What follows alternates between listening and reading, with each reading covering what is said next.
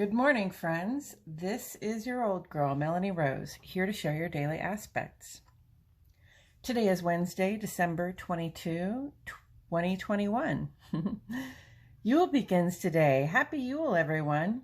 Yule is a traditionally Germanic tradition that begins on the second of the 3 darkest nights of the year and brings us through the new year. Many Yule traditions are recognizable as features of Christmas, though they have their roots more in an appreciation for the cycles of life and death, day and night, full moon and new, that we observe throughout the year, but especially at this time when the nights are longer than the days and the lack of sunlight makes everything seem a little cold and barren. Because this time of year is dominated by the cold night, it's simply a more dangerous time of year for people in general.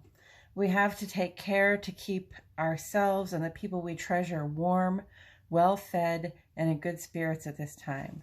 So we celebrate by lighting fires and decorating with evergreens and having feasts with friends and loved ones. Huzzah! Today is the sun's first full day in Capricorn. I wonder if you can begin to feel the subtle shift in priorities from bright, expansive Sagittarius to earthen, results-oriented Capricorn. At this time of year, we set our goals for the coming year, and Capricorn's sense of initiative and willingness to work enables us to set manageable goals that bring us tangible results. Small successes add up. The moon is in Leo all day today. Leo is a warm and loving sign. Under this influence, our childlike sense of play is easily invoked.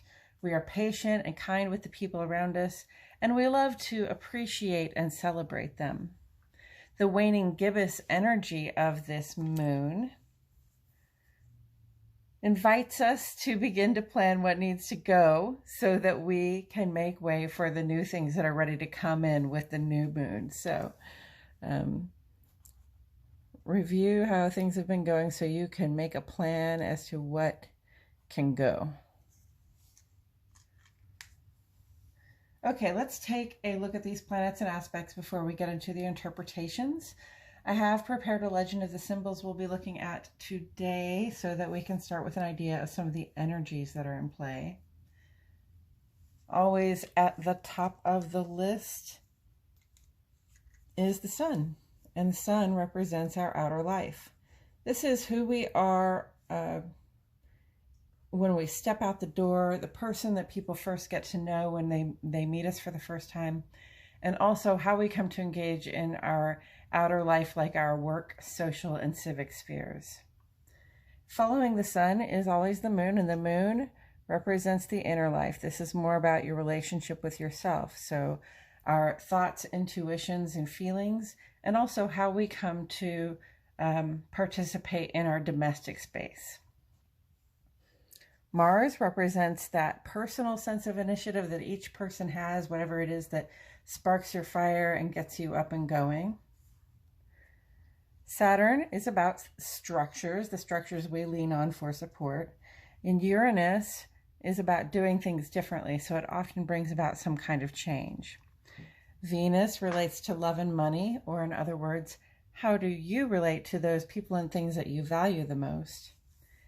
And Pluto is about extremes, and that's really like the death and rebirth, the extreme ends of the story, but also the high highs and the low lows of our experiences. And we have a Chiron down here. Chiron represents our healing. As for aspect energies, we have a few of them on the page today. We have a nice trine aspect early this morning.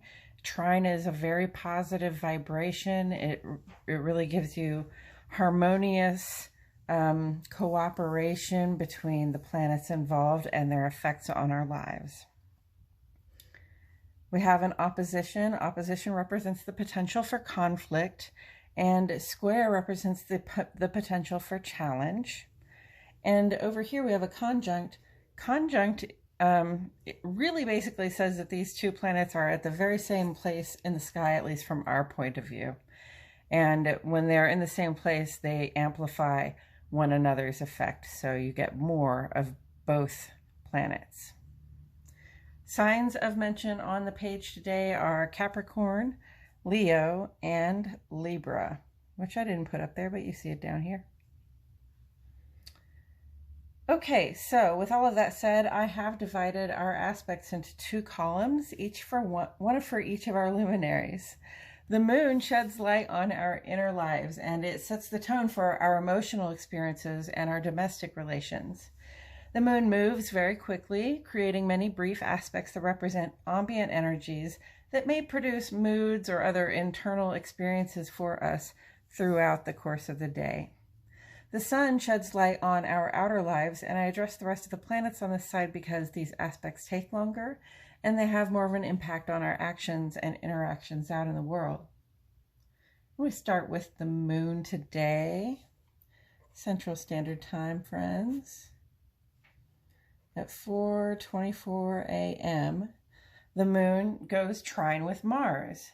The emotions here are in harmony with a sense of confidence and initiative. This is a great time to ask someone out or to ask for that raise you've been wanting. Seems like a great way to start the day. And then at 1:28 p.m., the moon runs in opposition to Saturn. Now, this aspect has a depressing effect on the heart and in the home. We can feel unhappy, lonesome, or just as though nothing is really any fun. This aspect lasts 2 hours and it overlaps with the next one.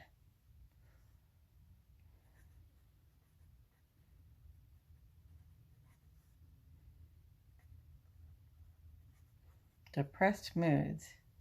And the next one is at 1:50. So you see they're both 2-hour aspects and they start basically right about a half an hour apart from each other.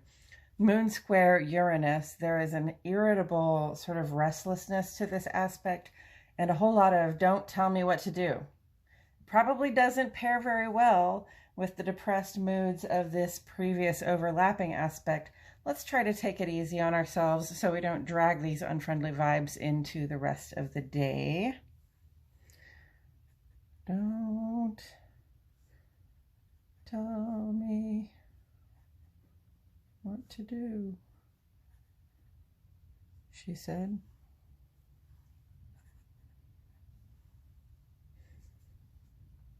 So today's lunar energy signature is one that starts off with confidence and positivity.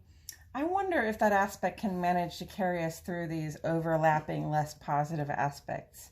With the moon in Leo, I'm calling on grace and charm to aid us in our quest to keep it light and friendly.